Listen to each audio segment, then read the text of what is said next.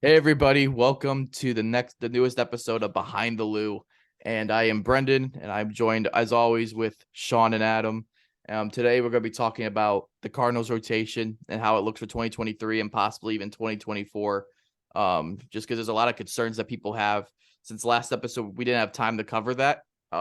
We just wanted to dedicate this episode to the rotation, and then we'll talk about the Blues game that happened last night against the Coyotes, and then we'll talk about Super Bowl predictions since today is the Super Bowl. So before we get started, how you guys doing? Great. I'm in a lot of pain, but I'm feeling great. Why are you in pain? Well, first Because off, because you it's because vouch for it's Colton Parayko. not only We'll because, get well, no, I still will, no matter what. I am an advocate that he can get better at some point, but no, the thing that put me in pain was the Tarasenko goal in New York right off the yeah, bat, and like 3 minutes that in, hurt. I was driving home and I heard that on the radio, and I just started screaming in my car. Yeah, that was painful to see. Just him in a Rangers jersey and just He's seeing just like so much more happier. I Like it's know. it's good to see him happy, but Jesus, we'll get I'm into happy it for later. him, but we'll get into some of that stuff too because there's more that kind of came out about that. But to start off everything with the Cardinals rotation, I kind of just want to go into just what they did last year and what they're projected to do. Even though I think projections are kind of it's kind of unfair to kind of project anybody just because you don't really know. There's so many ways that it could be altered just due to like injury or overperformance, underperformance, or just whatever happens. So it's just kind of hard to do. I think it's important to cover just because I think it just showcases on how we needed more starting pitching and just more strikeout pitchers in our rotation and our bullpen as a whole. We're not going to go into the bullpen today just because we don't really have time. But um, just going into to start it off, we'll start with who the best pitcher was last year. And that was Miles Michaelis, in my opinion. Miles was really just the one guy who stayed healthy the entire time through the season. And he wasn't a I don't he was the ace of our staff, but he wasn't putting up ace numbers, but it was still solid. He had the one game where he was one out away from a no-hitter, and Bader was playing too much in, and it kind of ruined it. But it I was forgot against about Adams that game. Pirates. Dude, I totally forgot about that game. It was Yeah. you and your parents were watching it downstairs when we were with them and stuff, and Yeah, I because just my remember AC here, unit yeah. went out, and All Sean I was living remember with me for a time. all I remember was just being upstairs and just hearing out of nowhere. Oh! I was like, what just happened? Yeah, it was not a fun time at all. But yeah, I mean, Miles put over 200 innings last year. With that last year, he was able to pitch in 33 games. It was 202 innings pitched. He had a K per nine of 6.81, which is really low. He's more of a pitch to contact type pitcher, but he allows really like soft contact. So that's a good thing because he has a 45% ground ball percentage. Um, he had an ERA of 3.29 and a FIP of 3.87. So it's like he's a solid pitcher to have in your rotation just because he will eat innings. He's a dog out there. And I think he's important to this team this year just because there's so much uncertainty about the rotation just with injury concerns, and we'll get into that later on as we go through. But I'm not really worried about Miles, but the one thing that is a concern is through 2021 and 2019, this is the first time he's pitched over 200 innings since 2018 was last year. The 2019 he pitched 184, and in 2021 he pitched 44.2 with injury problems. So that part is concerning just because you don't know how he's going to bounce back from that, because after the 2019 season, which was when he had 184, that's when his injury happened in 2021. So and he didn't pitch at all in 2020. So Yeah. And then another thing is like it to me what was really crazy about last year and his performance was the fact that he was able to turn it around in the weirdest way. And as someone who doesn't follow stats and everything, but just kind of followed the Cardinals altogether, being with living with Brendan for a while and just kind of, as I call it, the eye test constantly was the season turnaround after burning Sage. That to me is the weirdest thing I've That ever was seen so because funny. it fucking works. I don't understand. Yeah, Like, he went out and did the sage. So he said this year that he has a lot of sage ready just in case. So he said that the winter warm up. But yeah, I mean, I think Michaelis has been like there's been talks about it, like just through different articles written by Derek Gould and Katie Wu, that they're looking to extend a pitcher just due to the fact that the only pitcher they have locked up for 2024 is Steven Matz. And Michaelis is one of those guys where he's a guy that you probably would want to lock up just due to the fact that his value is just so high, just due to the fact that he might not be able to give you as many shutdown innings as like a legitimate ace would, what Jack Flaherty could do, and we'll get into him later. But he still is able to go out there every fifth day and give you 6 innings at least, usually, yeah, and give you a chance to win. And those guys out there that can do that and just go out there every fifth day, it's way more valuable than people give it credit for. So my expectations for Miles, just due to the projections, he's projected to have a 3.75 ERA, which again last year is a 3.29. So they're expecting a little bit of a not as good of a performance, and I'm not really surprised by that, just due to the fact that his first half numbers were really good last year, from what I yeah. remember. Let's see, trying to pull up his splits from that. Yeah, his first half, he had an ERA of 2.54, and then the second half was the 4.39, which kind of inflated it because it just kind of showed that he was getting tired towards the end of the season. But I mean, and the one game in Colorado really inflated those stats for him too. That was a really, really bad game that he had. But Not the best. like pitchers who pitch in Colorado aren't going to do well. But anyway, I expect maybe a pretty similar performance to last year for Miles, just due to the fact that it's just kind of been the pitcher he's been his entire career. And as long as he stays healthy and pitches 200 innings again, or at least close to it, I don't see any issue for him moving forward with that. What letter grading would you want to see out of him? I think what would you say, like A is like ace? Or no, like just like at a A B C D E or A B C D F. What grade level like of expectations do you have of him to perform? Like at the end of the season, whenever we talk about it again, around that time, do you have like a B? Like at the end of the year, he's going to be like a B or a B plus, or like what are your expectations? I mean, I just expect him to do what he did last year, and I would give him a B last year. So Okay, so just I like stay consistent with a B. yeah, just as long as he just stays consistent to what he was doing last year and just stays healthy and just goes out every fifth day. I mean, I don't know how much more you can expect out of him. He's just not the kind of pitcher to have the strikeouts that you might want to have from an ace starter. Yeah, And to be fair, I don't even think he like, if Jack Flaherty's who he is, he doesn't have to be the ace. So I think that makes him even more valuable than what he is already. yeah, So that'll be a good thing to see too. I kind of want to keep that. I want to keep that conversation going with each pitcher that we talk about, so that way near the end of the year we can come back and just be like, did they meet the that B yeah. grade that we wanted out of them? Gotta hold Now, receipts. yeah, now Jordan Montgomery is the next pitcher I think is the second most valuable on the team from Oh last yeah, year.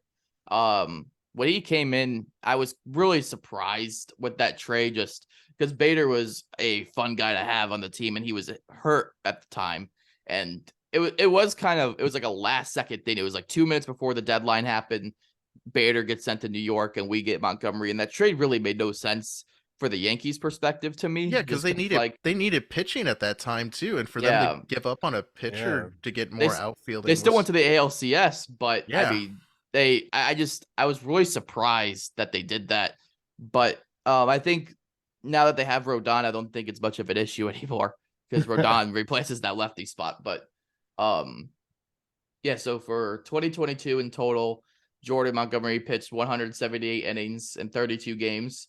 He had a 3.48 ERA, a 3.61 FIP, and I would probably put him over Michaelis just for performance wise. But since Michaelis was there the whole year and we saw him for a whole year, that's why I gave him the edge on kind of like the rotational spot.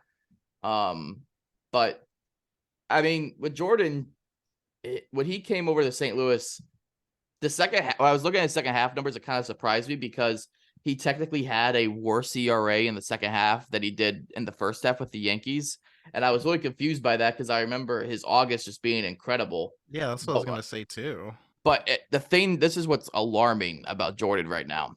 And in 2022, when he first came over, in August, he had a 1.76 ERA and he pitched 30.2 innings.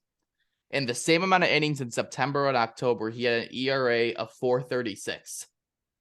It was very bad. The allowed slugging in August was 275, and in September and October it was 470. The on base percentage against him in August was 228, and in September and October it was 312. And the batting average against him, which I mean you could take that whatever you want, 193 in August and 265 in October. So that last month really inflated his numbers for the second half. It was his worst. It wasn't his worst month. July was his worst month, but what I've heard from Yankee fans is he's another guy that's kind of like Michaelis in a way, that just goes out there every fifth day. He's not had injury problems, unlike Michaelis. So I think with Jordan, I'm a little bit more higher on him, only because he's one of those guys that he has not had any injury problems in his career. And he's really the only pitcher besides Adam Wainwright recently that has not had any injury problems the last few years. So that's one thing I'm kind of looking forward to, is just seeing how he does a full year here, because he's another guy I think that they might be looking to extend. Like if they couldn't get Michaelis, for example, just because he's a big lefty, and I mean he could again go out there every fifth day and be like a 4 or 5 starter at worst case scenario. So I mean it is. I was gonna say my question with that is we're also getting a new pitching manager, right? This year, Pitching coach, our yeah. pitching coach. So, do you think he'll perform even better under our new guy than the I old mean, claw master guy that I we did always not like make fun Mike of? Maddox at all. It's just hard to say. I mean, it's kind of hard to really predict because I don't know how Dusty Blake is with the guys. I don't know what Right, he is capable of. He's never been a major league pitching coach like for an MLB team. He's pitched like in the minors, like been a coach like in the minors and stuff. But right. I know he's more analytical, which I like. I think the Cardinals have lacked that the last few years with their pitching situation, but it seemed like they advanced their hitting, like their hitting development, but didn't advance their pitching development. So, I mean, I'm not really I'm not really expecting much of a massive difference right away. I'm just gonna start. I'm more interested in see what he does with the bullpen, like with those guys, just to see what, um, if he could develop, if they can develop more K percentage, like improve their K percentage more. Yeah, That's the big thing with this team, is if their K percentage is better, then I mean it's a completely different outlook. yeah. But We can't be doing this whole pop out and ground out stuff anymore yeah, because it's I want to ridiculous. see like you said, a lot more strikeouts are more important because batters are getting better. We That's just the thing with the game too. You're seeing everyone hit now, and you can't be playing that way to pitch to hit. I Yeah, mean, it's and weird though because I mean, having a higher K percentage, that's great. But having like that guy that comes out every, like you said, every fifth day or whatever, and just is that ground out pop out guy. It's weird that it wouldn't succeed because of how good your guys' well, defense is. here's the thing: it succeeds in a regular season. Like for the regular season, like I have no doubt in my mind, and I've said this before, that this team could win 90 to 95 games this year. I have no doubt in my mind with that. And I think the pitching will be fine. I think I for the regular season.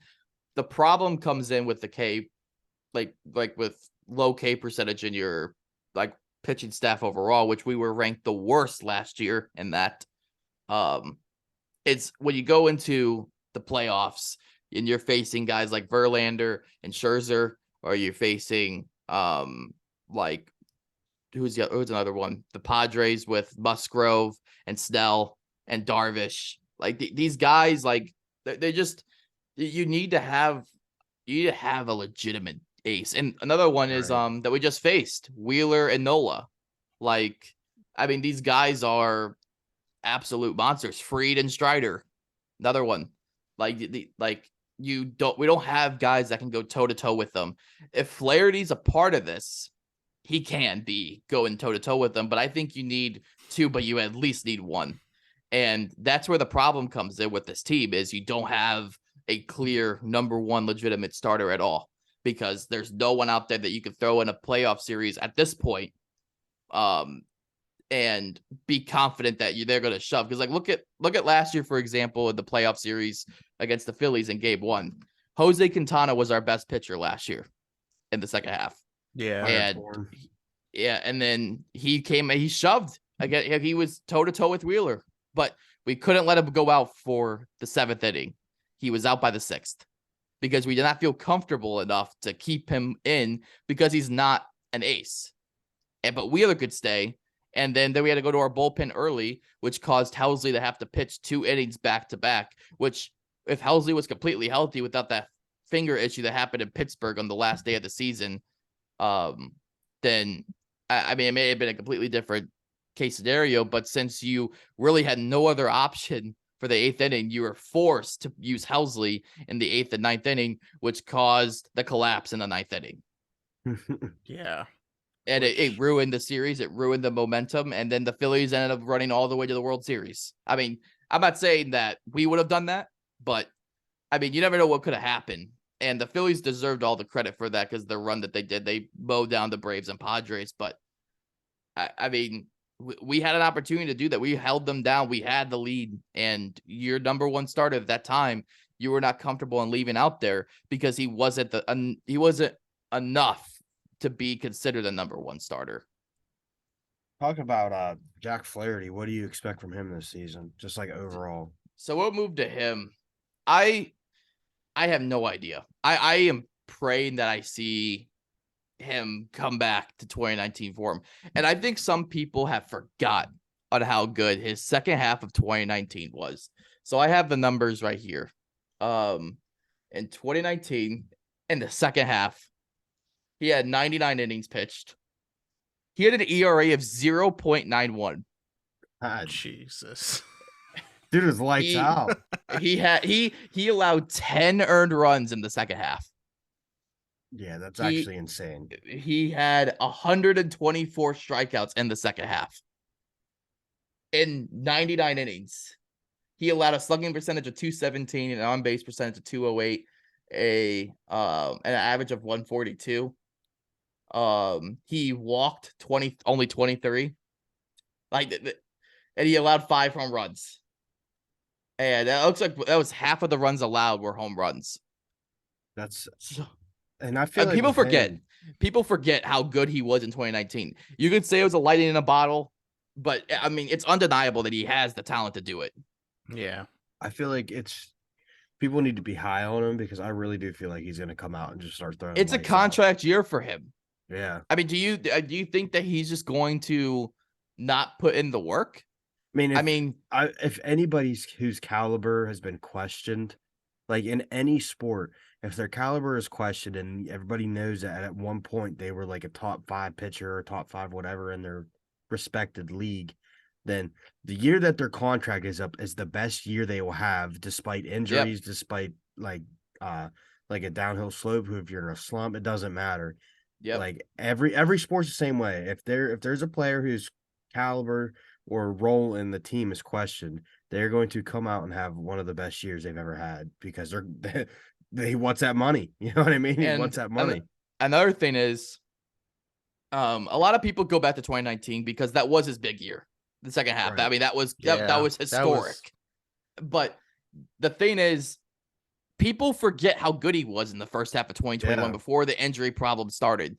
So I have those numbers up here. In the first half of 2021, he pitched 62 innings. He had a 2.9 ERA. He had a slugging percentage allowed of 333, which not great, but still, it's only the first half, and he still only had a 2.90 ERA. He still only had a batting average against him of 196 and an on base percentage of 277. He had 67 strikeouts in the first half, which is down compared to the year before. But I mean, like, I think the concerns for Jack are valid. You don't, like, I'm not going to go out here and say he's going to be the ace right away. Yeah, You like know, a you don't know world what beater. you don't know what he's going to do. But I think it's ridiculous and not at least, it's almost like they don't want him to succeed. And that's the problem that I have. And I feel like despite the injuries, he's had time to recuperate. I don't really think he pitched a lot in the end of last season. No, and Yeah, so he's had plenty of time to, get his bearings right and get healthy. So I feel like I'm high on him this year just to sit back and watch because I feel like one, he's got doubters to prove wrong just itself because I mean he's had he's had a downtime, which everybody goes through. His contract's up, so he's gonna play out of his mind whether if St. Louis wants to pay him more and keep him in St. Louis, or maybe he's got that opportunity to show other teams that he still has what it takes to be the ace pitcher for whatever team. And I think if he does come out and shove, I think you have to extend him.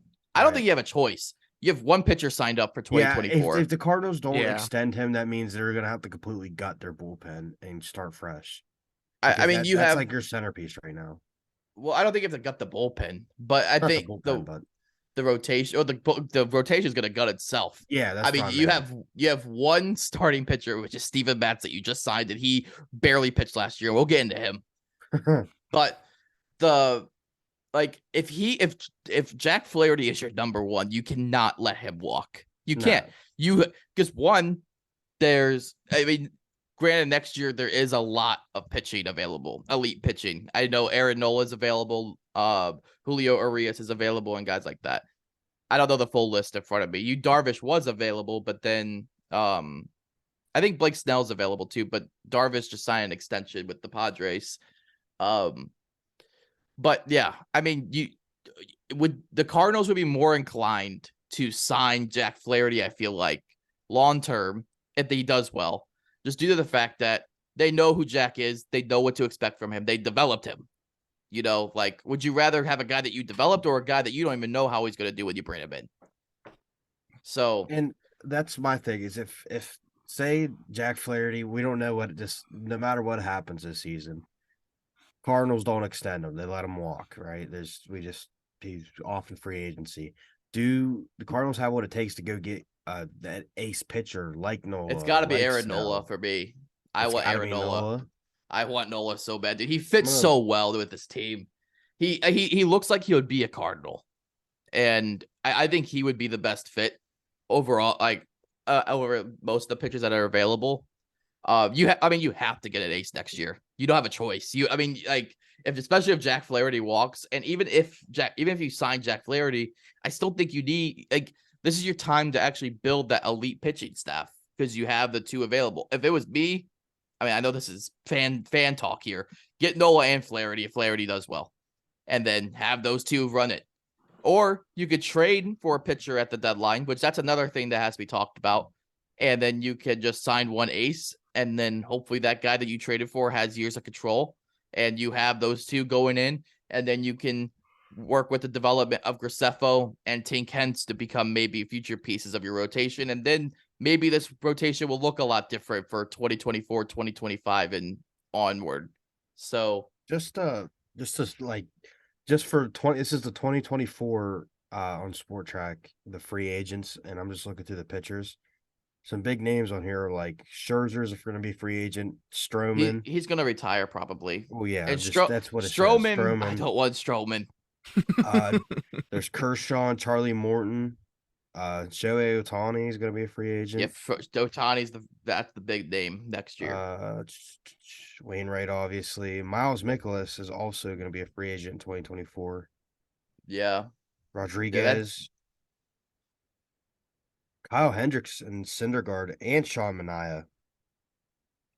Yeah, they all suck now. I mean, Syndergaard might come back for with the Dodgers, but I don't know. It'll be interesting. By the way, since we talk about the Dodgers right there, Alex Reyes has signed with the Los Angeles Dodgers yesterday, and I heard that I yesterday. am terrified. I'm happy for him, just because I'm glad he was able to get a second chance somewhere.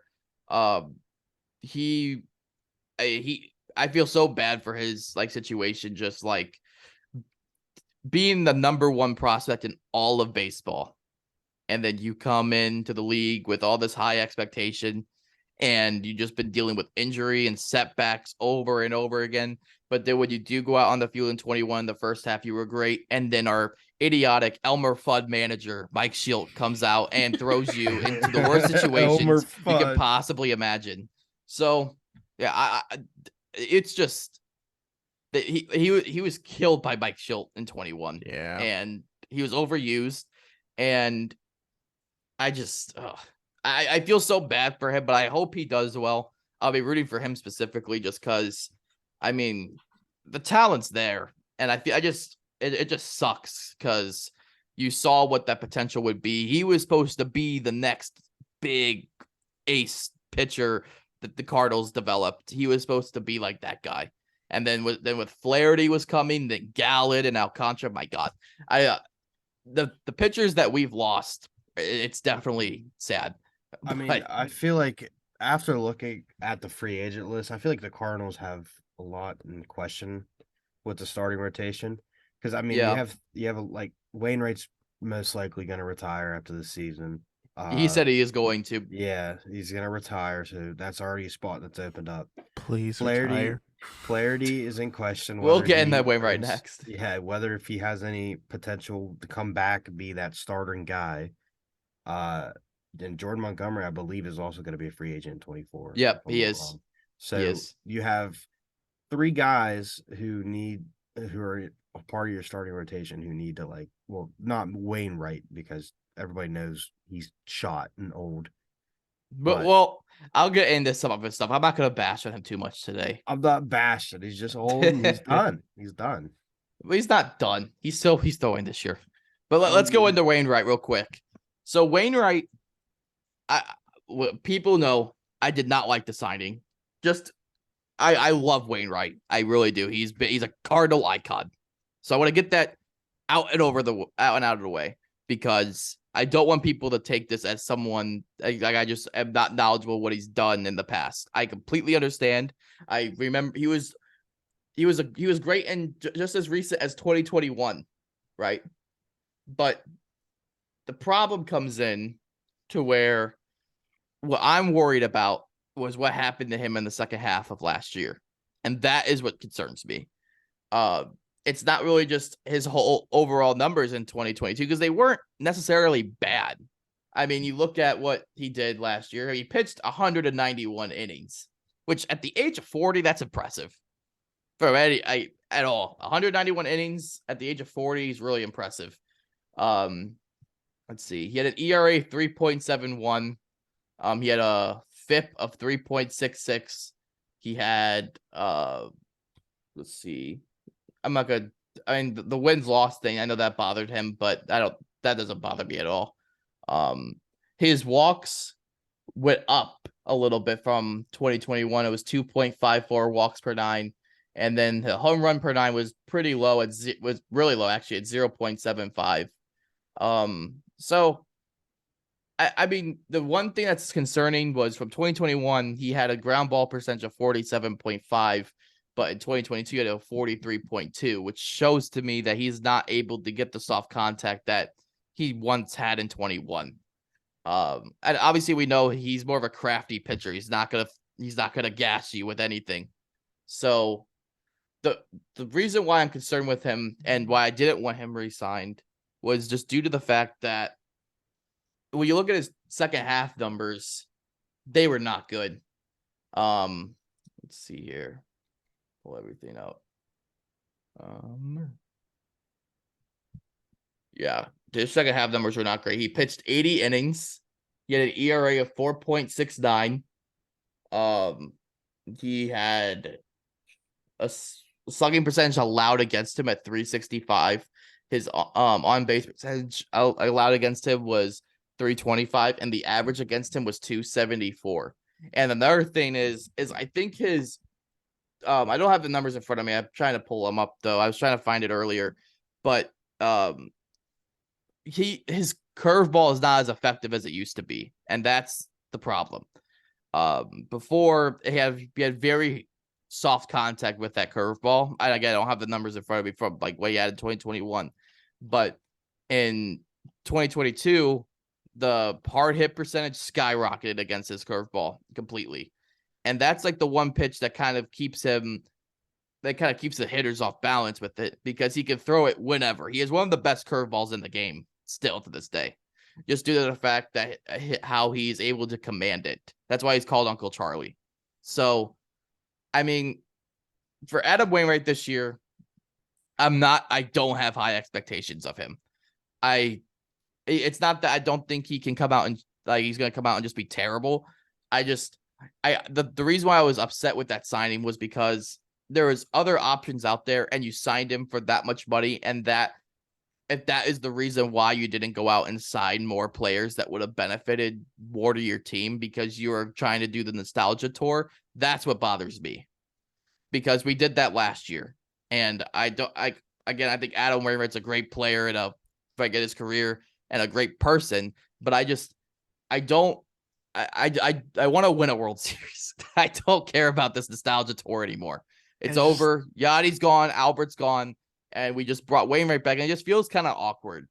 But I'd be lying if I said I'm not intrigued to see what he could do. Just due to the fact that when people are down on him the most is when he comes out and does his best. And it's his last year. So he has a lot to prove. I mean, Yachty did not do well his last year, but Albert did incredible.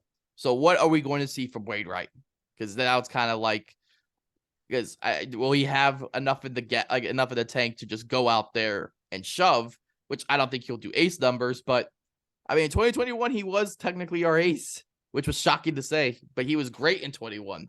So, I mean, I'm so over it, dude. Like, it would have been much better storybook. I get that completely if he retires with, as the big three, but yeah, the fact that the main thing with it, I think, is that people are questioning whether or not he's a Hall of Famer.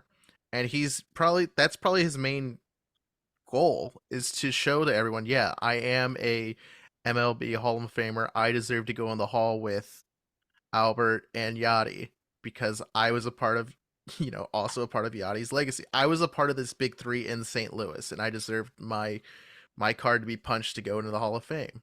So if that's the whole reason, hey, I'm all for it. But again, there's a point where your own, and it's going to sound rough when I say it this way, but when your own ego and personal legacy gets in the way of a team and can become a distraction.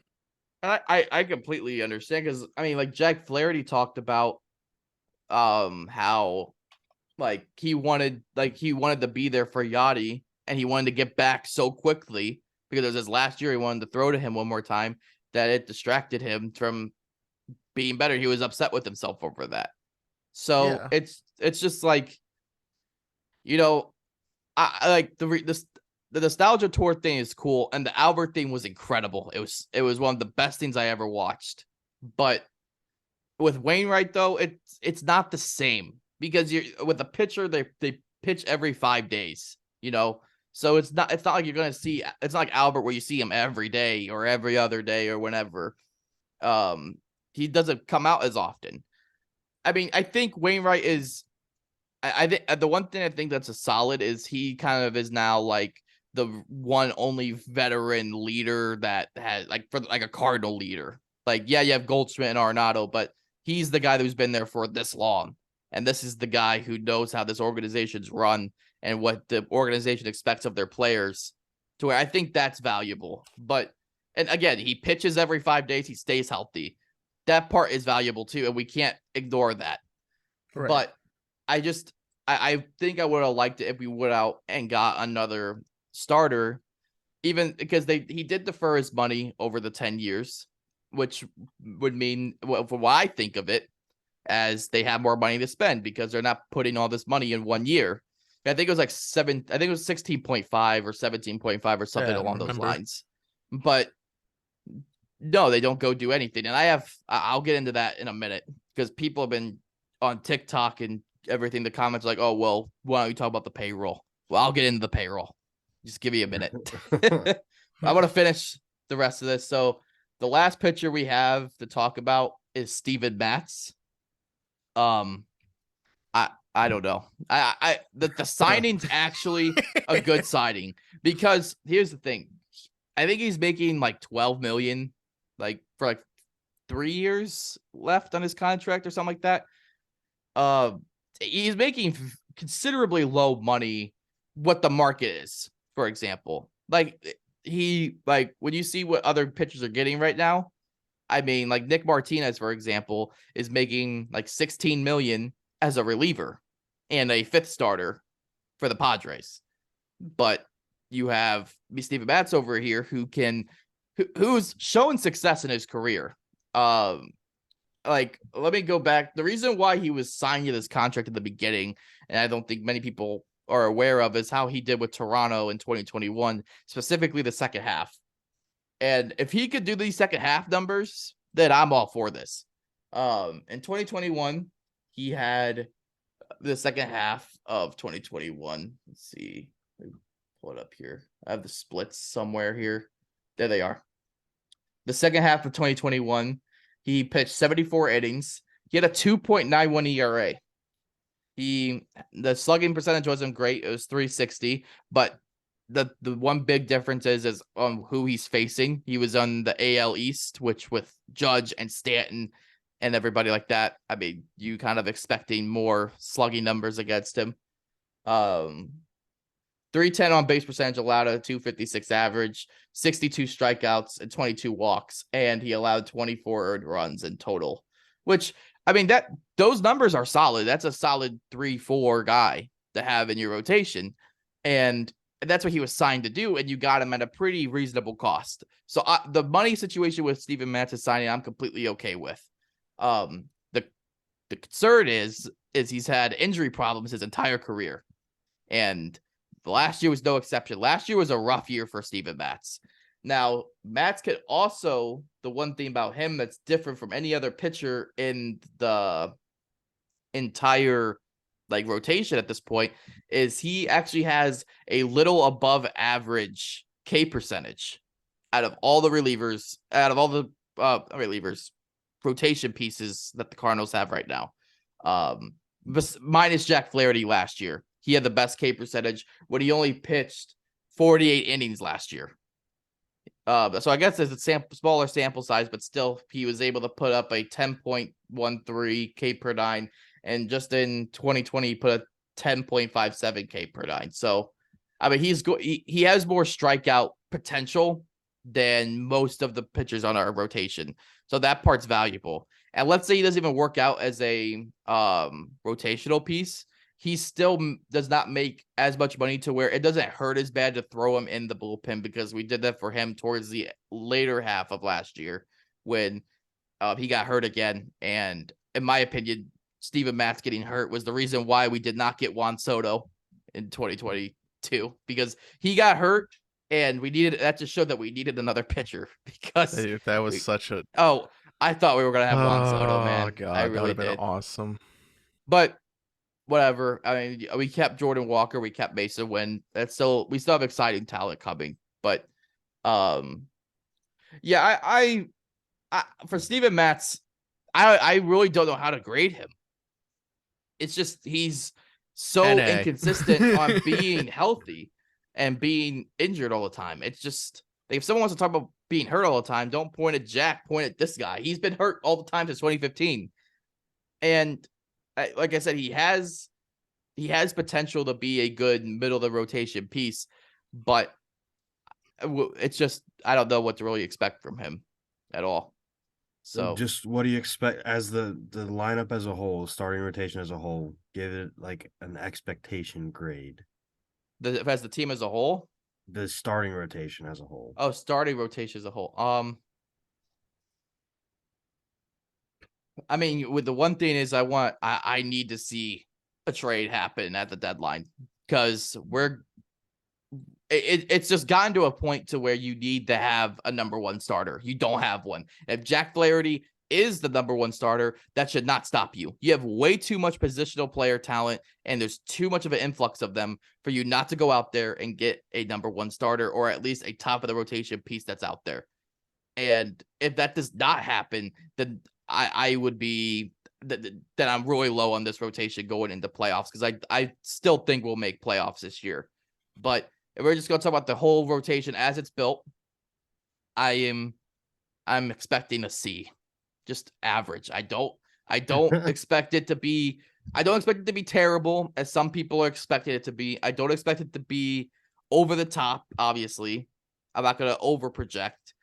If they can just, I would like to see them be a C, and I think that's an acceptable expectation. Just because just get through the season, let's just give your players, give your lineup a chance to win because this lineup can mash the fuck out of the ball. So just let that happen, and you'll be fine. But once the trade deadline comes and it's time to start building for your playoff roster, go get your number one starter. And I don't know who that would be. No idea. I don't know who would be sellers at the deadline or what pitcher might be available. But once that number one name that's on the market, you go out and get that. You go out and get that number one piece. So that's all. That's pretty much it for the rotation side. So we'll move to the Super Bowl.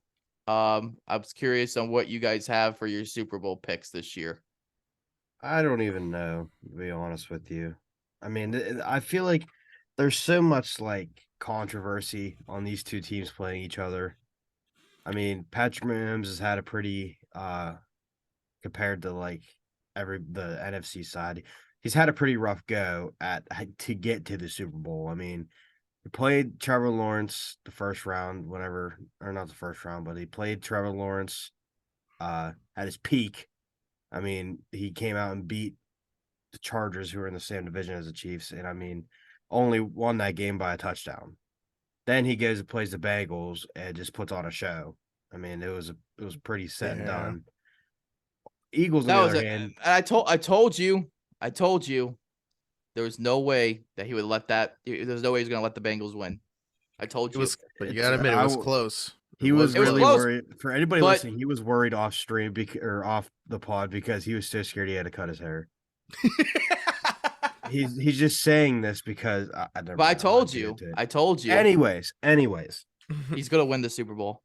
before this, before the playoffs even started, everybody had their doubts for the Eagles because they went, what was it, 12 and they were 12-0. Yeah, and then they lost 2 games because Jalen Hurts got hurt. Everybody was comparing this Eagles team to the 2020 Steelers, who went 12-0 when we still had that 16-game season. They went 12-0, make it to the wild card. They didn't get the first round bye. They're in the wild card against the Browns and get the shit kicked out of them because they actually played a decent team. Because they got every team they played that year had a hurt quarterback or a hurt star, and they just couldn't handle the Steelers defense at the time. So I really want to see. I think it's going to come down to whose defense can hold whose offense. I mean, that's because both sides of the ball. I mean, you've got Mahomes and Kelsey, and then you had Valdez-Scantling, who just had a 100-yard game against the Bengals, which that's not easy to do against the Bengals because they have a pretty good secondary. And then, So, I mean, I think it's going to be a good game. So just curious, since we don't really have, like, obviously Chiefs are my favorite pick right now, but going into just like for both sides, what do you think are the concerns for both teams? Like, what is, like, if you're a fan of either team, what is the concern for each team? Well, if I'm a fan for each team, so my concern is, I'm gonna start with the Eagles. My concern is Jalen Hurts ready? This is his first time this deep in the playoffs. I mean, it's everybody said the same thing about Joe Burrow last year. Was he ready? And I mean, I think he was, but that's Joe Burrow's mindset was completely different. Jalen Hurts has a lot more mobility than Burrow does. Obviously, I mean, Burrow's arm accuracy and strength is completely different, but is is Hurts going to be ready to take on, the pressure coming from Chris Jones, and is he going to be ready to torch the Chiefs secondary? I mean, he's young talent. I get that, but is he going to crumble in the pocket when it comes? Because there's a lot of pressure on this game. Because I mean, the same thing goes with Devontae Smith. He's never been this far into the. He's out. I mean, obviously, both these players have played in a college championship, but they've never had a chance to actually be in an NFL Super Bowl, or let alone their respective divisions championship game. So I feel like it's a lot. I mean, the Chiefs, on the other hand, I mean, everybody who's on that team, essentially, like, Mahomes, Kelsey. I mean, you have Edwards-Helaire on the bench, who's been to a Super Bowl or who's seen a playoff game. So I feel like overall, it's just come down to experience. Yeah. And for the Chiefs, I don't know if the fans are worried about this, but I would be worried about what that secondary is going to do against this kind of caliber offense. Which, because not to shit on the secondary at all, but what I saw against the Bengals was the Chiefs' defensive line have one of the best nights they've ever had. I mean, before that game against the Chiefs, Chris Jones only had 2 sacks. Chris Jones 8 against the Bengals. He only had, in his 14 career postseason games, he's only had 2 sacks, and he had 2 sacks that game, equaling up, I believe, to 4, unless the 2 he got was the only 2 he's had his whole career in the postseason. I mean, that D-line had a crazy game.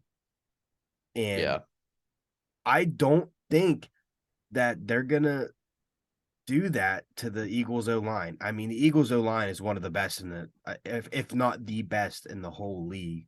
You have, I mean, Jason Kelsey and Lane Johnson, who are both having career seasons, and obviously Kelsey's probably one of the best centers we've seen in the game. So, I mean, it all comes. That's what I like about the Super Bowl is there's no big outliers. Yeah, everyone, both teams are just very likable. Like Right. I don't hate the Eagles. I obviously don't hate the Chiefs. Even if I wasn't really a Chiefs fan, I think just watching Mahomes play and see Mahomes on the biggest stage, I think overall it's just kind of like almost it's getting to a point of Brady level, to the point where it's like, oh, he's already at Brady level. Well, yeah, but sure. I'm saying like I think he's more likable than Brady overall. Oh yeah, and it's just like they're just fun. They're just fun teams. They're young and they like Chiefs dynasty right at this point.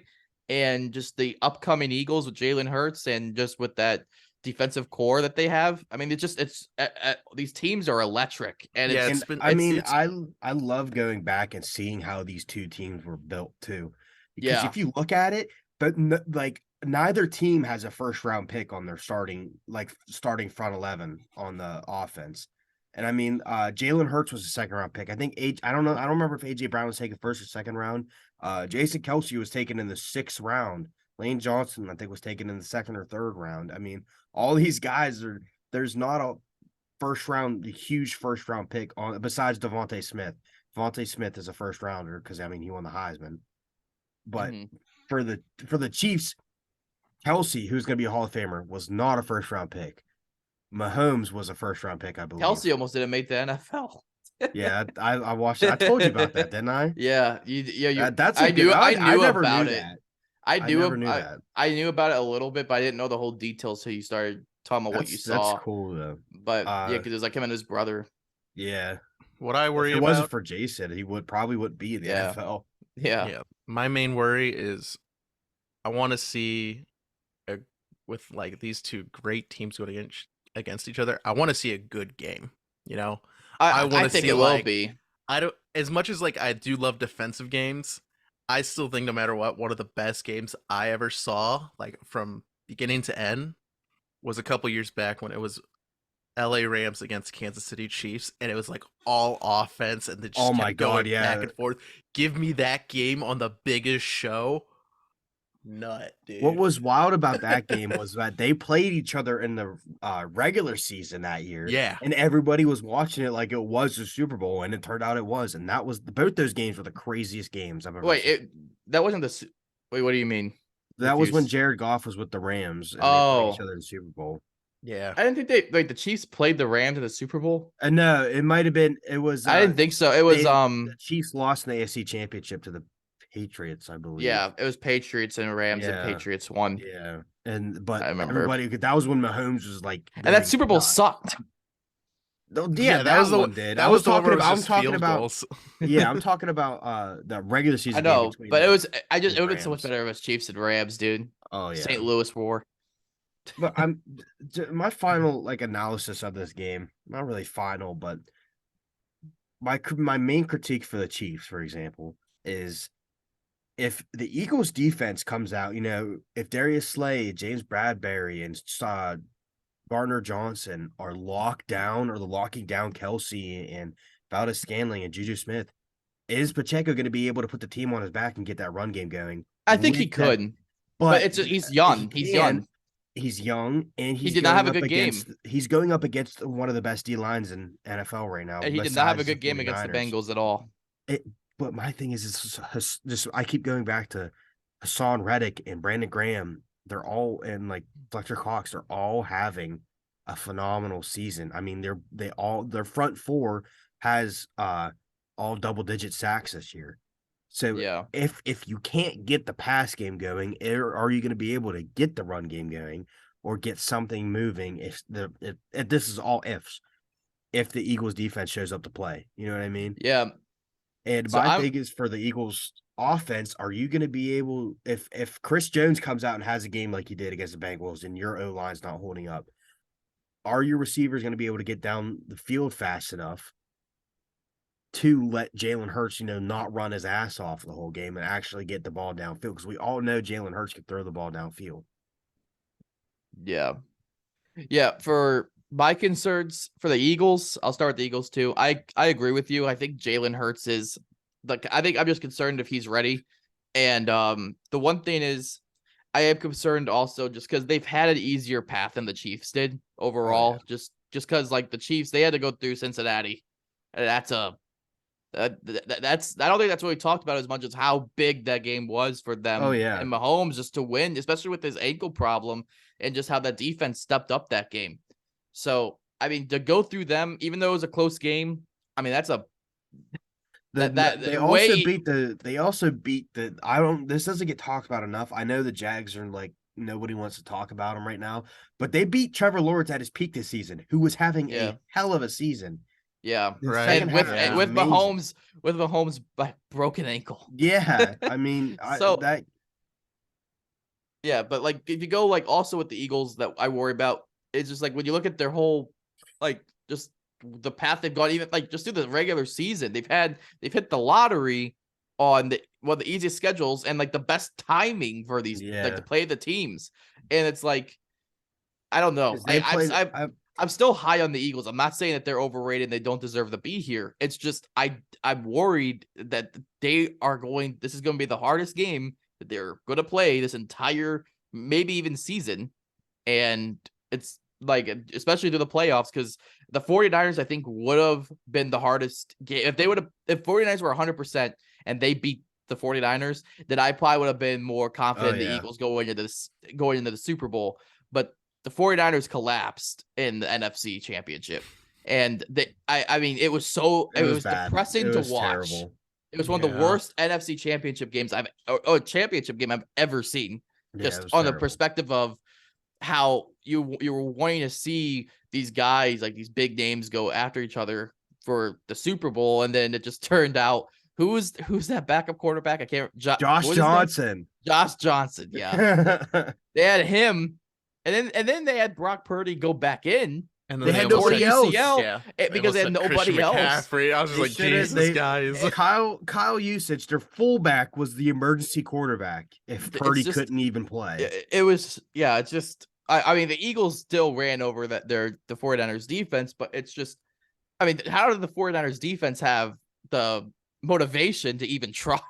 Because hard. They could go out and have an amazing, stoppage, and then here comes Josh Johnson. Yeah. Score conversion. That I like quoting George Kittle after that game, it was like, how does it feel to lose the NFC Championship because you don't have a quarterback? And all he said was, "Oh, it fucking sucks." Yeah, like What a quote. obviously, Yeah. reporter. I mean, I feel bad for the 49ers. I loved that team. Like they were such an electric team, and I honestly wish I could have seen them in the Super Bowl because of Brock Purdy. And Well, I'm happy with the Eagles. and I just like the matchup yeah, Chiefs Eagles with Jalen Hurts. I like that matchup more, just overall. And I love how electric that Eagles defense is. I know 49ers is electric too, but I don't know. I just get more excited when I watch the Eagles play. I don't yeah, know. because It's I kind of mean, a personal thing. because Jalen Hurts is such an electric player, and then Yeah. them, I think whoever's in the Eagles front office trading for AJ Brown was possibly the So best thing you could have amazing, done dude. ever. Because I mean, he's top. I mean, I think he's easily top 10, arguable top 5 caliber this season. And Yeah. Devontae Smith is starting to show his true colors with being that deep range threat he was in college. So I mean, even if the Eagles don't win the Super Bowl this year, they have one of the brightest futures ever Exactly. in like for And especially it's good next to year. see. It's good to see because that when the Eagles are good, it's just like that whole NFC, that division that they're in is just it's a completely different outlook. It is And because I mean, especially that whole division itself it's gonna have a bright future. They yeah. all did pretty well. And I mean, you have the Giants who I'm not high on Daniel Jones. I don't know why they want to keep him. But I mean, for who they had, I mean, Saquon literally put the team on his back for 90% of the season. Right.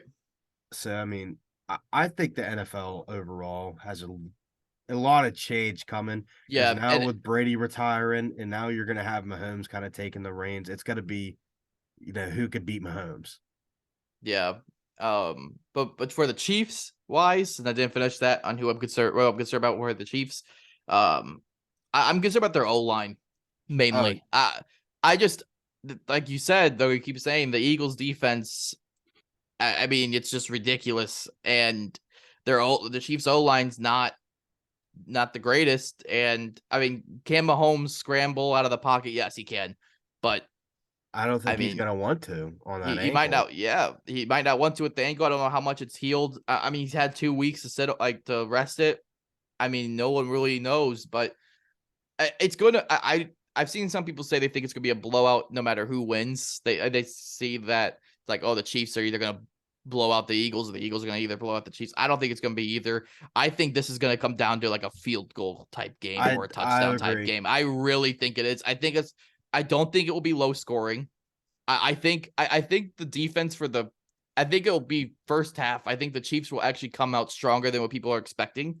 But I think the second half, the Eagles kind of come back and collect themselves and make it more of an interesting game. And I think it's going to be I think it'll be easily like 30-40 each team, no matter I think what this is who going to be one wins. of the better Super Bowls we had in Yeah, prior years. I think it's going to be a it'll really be good really game. exciting because I mean I did not like the Rams Bengals Super Bowl at all. I thought that was just Yeah, that was disappointing. bad. I And then the really want the Chief, Bengals to who win did the Chiefs that. play? Chiefs Bucks. That was not that good of a game. Even though I Oh thought that yeah, was that going to was what the be, yeah, that was supposed to be huge with Brady, Mahomes. yeah, But and fucking Brady, the Buccaneers defense just came and just yeah, destroyed. and then what? 2019 that was Chiefs 49ers. No, that 2020 Chiefs 49ers. And 2019 was Rams Patriots. So we have not Yeah, had a good Super Bowl in a while. I So the last time the Eagles. Okay, this I'm just gonna throw out a couple fun facts. this will be the last thing And about football, by yeah, the that's way. why I want to get a couple fun facts out. The last time uh everybody from I think it was the Eagles won the Super Bowl in 2017 or 2018. I think it was 2017. Who? The Eagles. I think they won in 17. Let me check. So every team who won their respected sports like championships. So It like was 2018. yeah, so it was 2018. The Astros won in 2018, I believe. And then No, that was the Red Sox. hold on. Oh yeah, you're right. But like everybody who's won like a year ago, I can't remember who it was, has won their championship again this year. So it had the Eagles in it, and the Eagles 4 or 5 years ago won the Super Bowl, and it's just weird superstition. But another fun fact is that I just learned that the Eagles hired Vic Fangio for 2 weeks to help them prepare. I don't know if you guys know who that is. He was the Broncos head coach when Peyton Manning was there and won the Super Bowl. Oh, really? Yeah, they hired him for 2 weeks to get prepared for the Super Bowl against. That's awesome. Yeah, I think that's not huge because it was only 2 weeks, but that's kind of wild. You want to hear some And Chiefs propaganda? Fun fact, just one what? was the Mahomes when the money line's against him, and like he's not considered the favorite. He is 13-2, And that's and wild. he's not the favorite. No, he's not. And he's not even it's a 1 point difference. The spread is set at 1. Yeah, I did that. I don't know if I bet on the spread. I wouldn't. I think I would definitely take Chiefs +1 if I were taking the spread. I like I said, it's just so hard to really predict this game. It's just like both teams are just. It's kind of like the Bengals situation. I would have not been surprised of who would have won that AFC Championship. This game, I will not be surprised on whoever wins. I just want a good game overall. And the last fun fact before we move on is ever since 2001, the person who has won MVP and played in the Super Bowl, like most of them been all quarterbacks, haven't won the Super Bowl.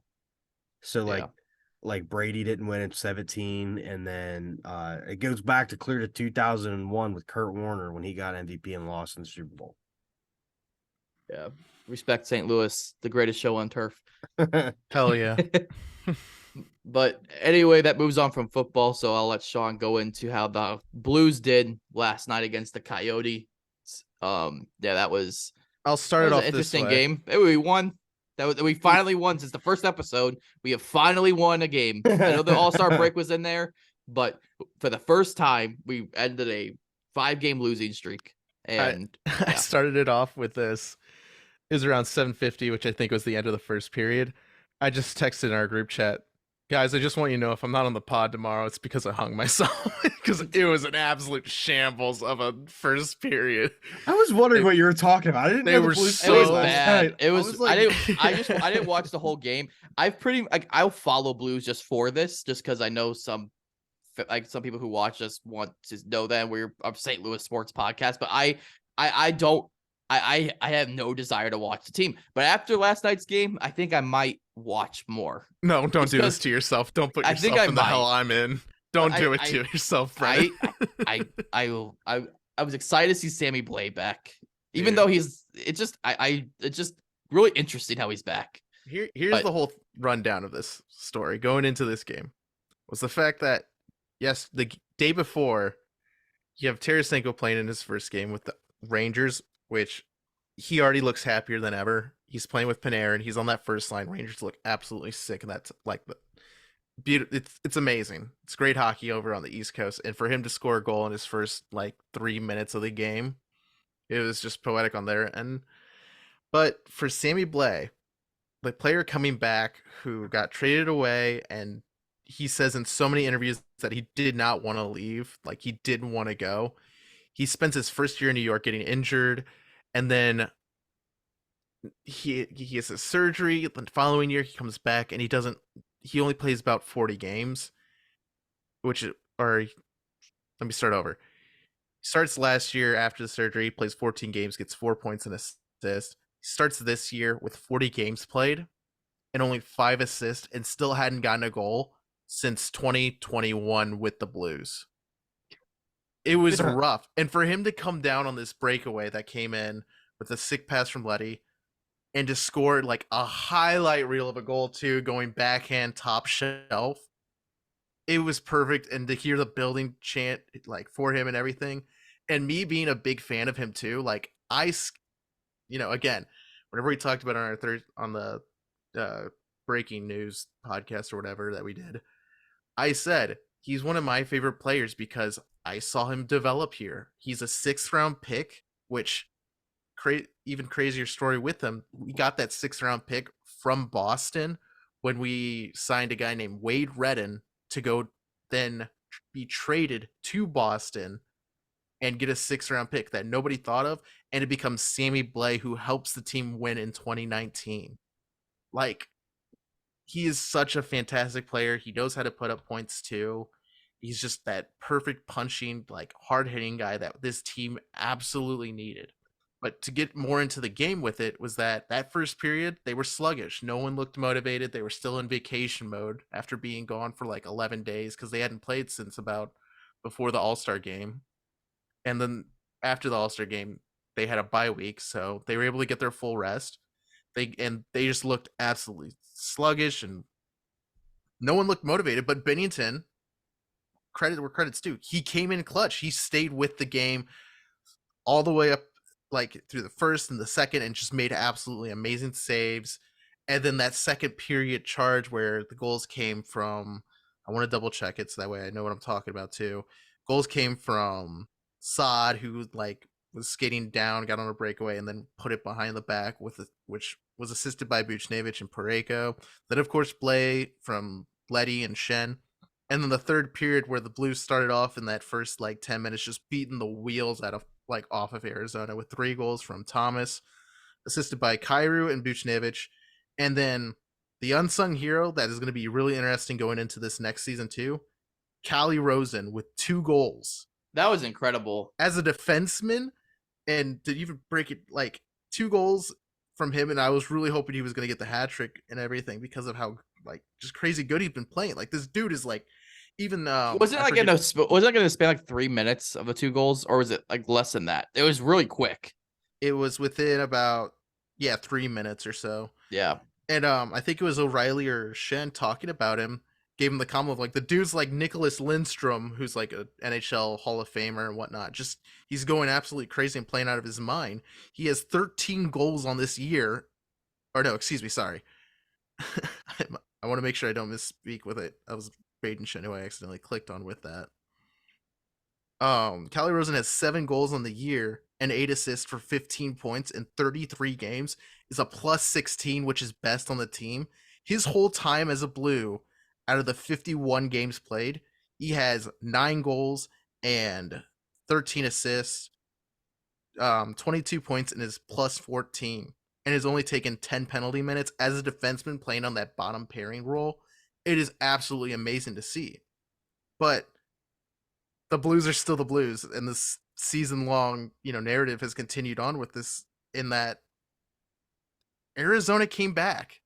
They scored 3 unanswered. They scored in the last minute with the goalie pulled to tie it up and get it to overtime. And, 1 goal from Clayton Keller, who's also a St. Louis-born player too, who's playing down with Arizona, is just right off the blue line or the red line down below Bennington, and it's just like banks off his shoulder.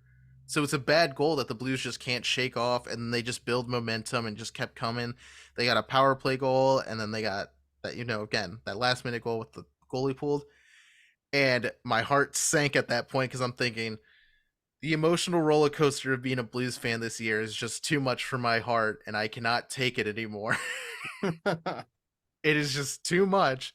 But thank God, the first minute and 2 seconds, Ryan O'Reilly finds a lane, pass from Pareko, Buchnevich, left side, dekes the goalie, scores.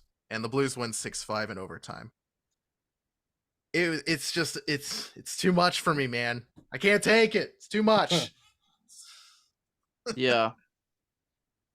I mean, well, here's the thing, Sean. I'm looking at the schedule. Is there any chance they make playoffs at all, in your opinion? I mean, they have most places come down to 3 to 0%. I'm glad you brought that up because I saw that and I was thinking, all right, that's a great momentum building win. To me. This is a momentum win. You have Sammy Blay back, and you hear Tarasenko, which I'll get into that real quick. It kind of made me mad. I'm happy for him that he's at a place that he's happy. Let's get that out of the way. But he comes out and there's an article that comes out saying, yeah, the Blues did not want to do an extension with me. Are you fucking kidding me? You have been talking about for 2 years that you wanted to leave because you didn't like how they handled your injury issue. You didn't like how you weren't named captain. I get it. You have every right to be upset, and you have every right to demand a trade as a player, but we gave you that. And now you're coming out and saying, oh, well, I would have stayed. No, you wouldn't have. He would not have stayed. He would have. Yeah, I he don't think would he have would have. stayed if he would have stayed if they would have gave him the same money. But yeah, but we're not going But to. I'm not going to do that. We're not going. We don't have the space to do it, and it's like we have too many other options right now to where, like, yeah, I love Vladdy, but he and then this year he had a down year. Then he goes and looks electric again with the Rangers, which I get. You're in a new place and everything, and again, I'm happy for him. But it just pissed me off how they come out and have this article saying like, oh yeah, well, yeah, I wanted like I would have stayed. Like, sure. The point I'll make with that too, and why I'll tell any Rangers fans who find this too, is that Panarin had a 4-goal game too. I think that was yesterday as well.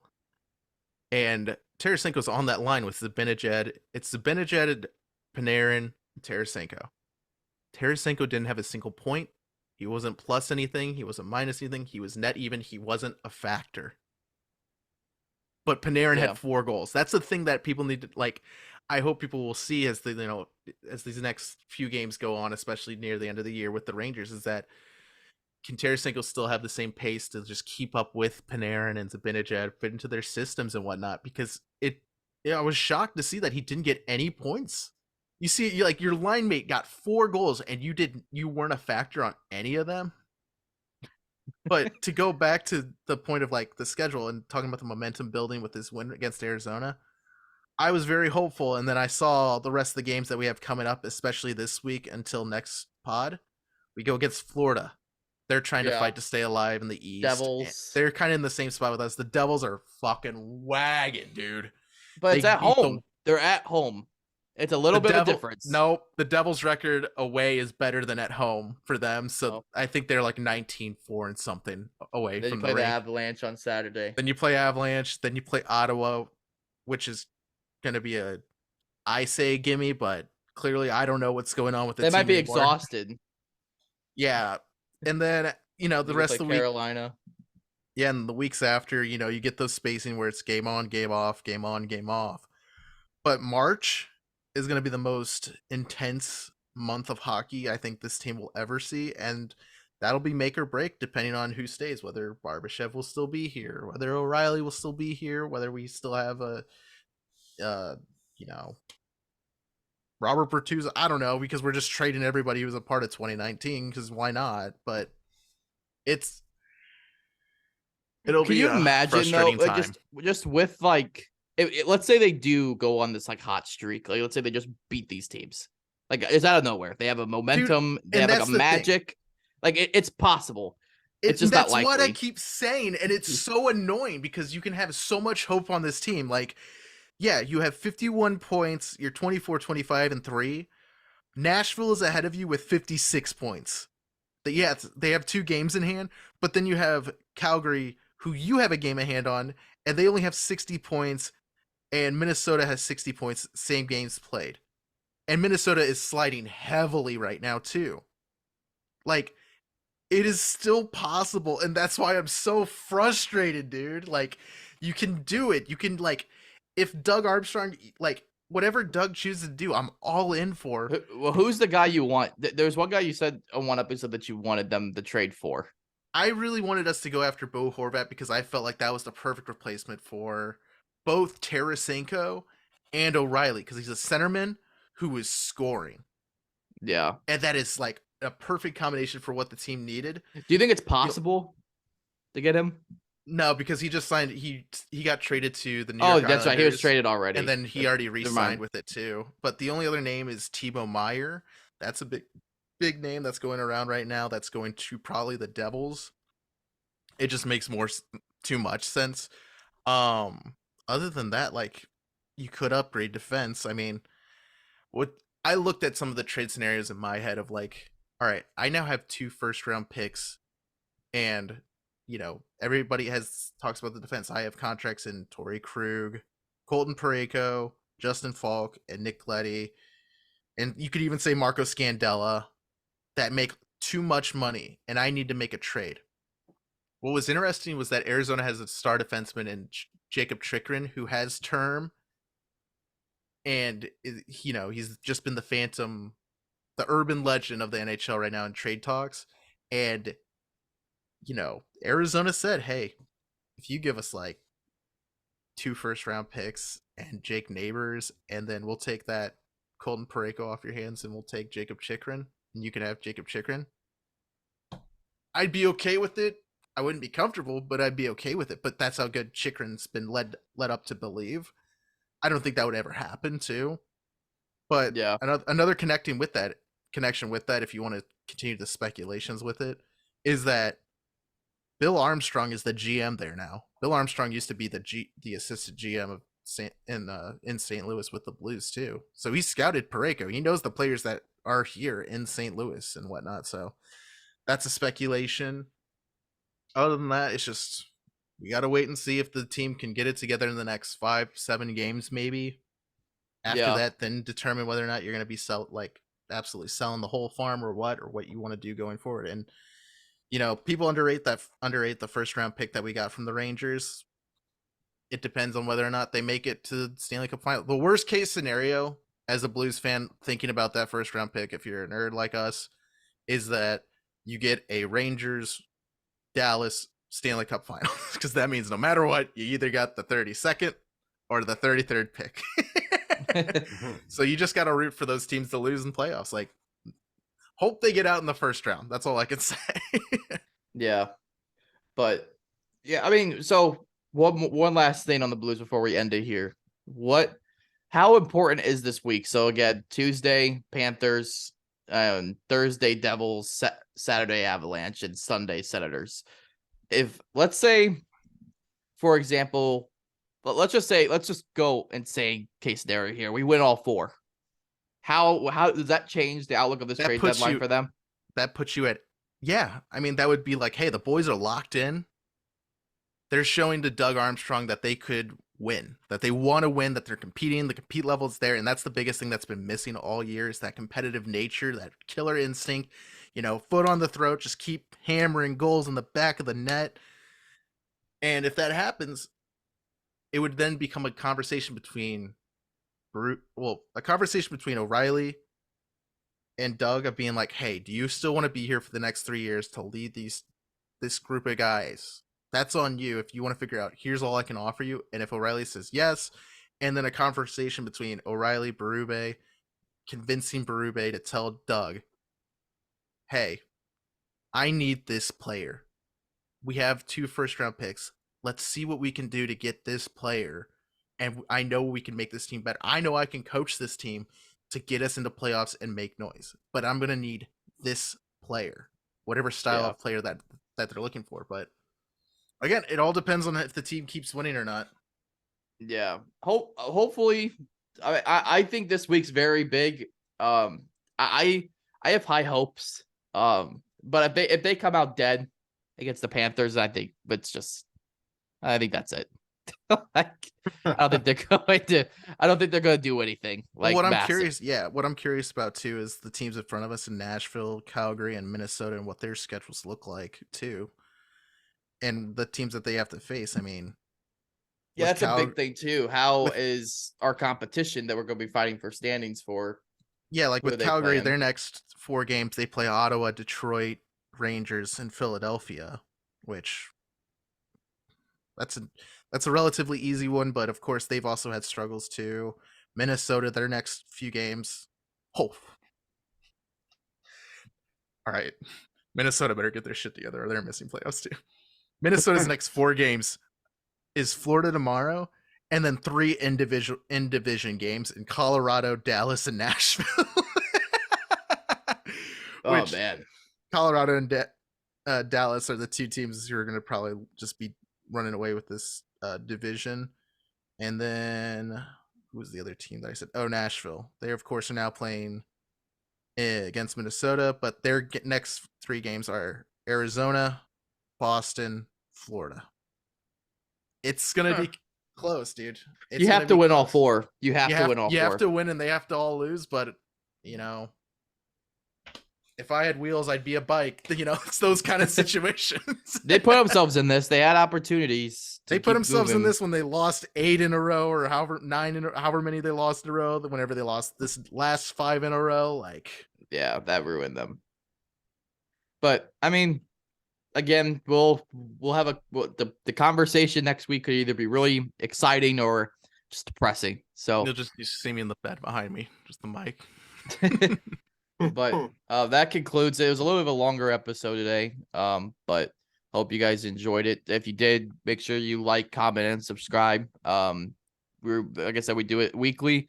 We're looking forward to the Cardinals season starting, and that's pretty much what we're looking forward to now. It's just kind of waiting for that since we don't know what the Blues are going to do. But hopefully they turn it around so we have something else to talk about through March. Yeah, like spring trading. After the deadline, it will be a lot more clear, and then we can talk about just like the more actual consistent mundane stuff of like prospects and who says what and what they hope to do. Yeah.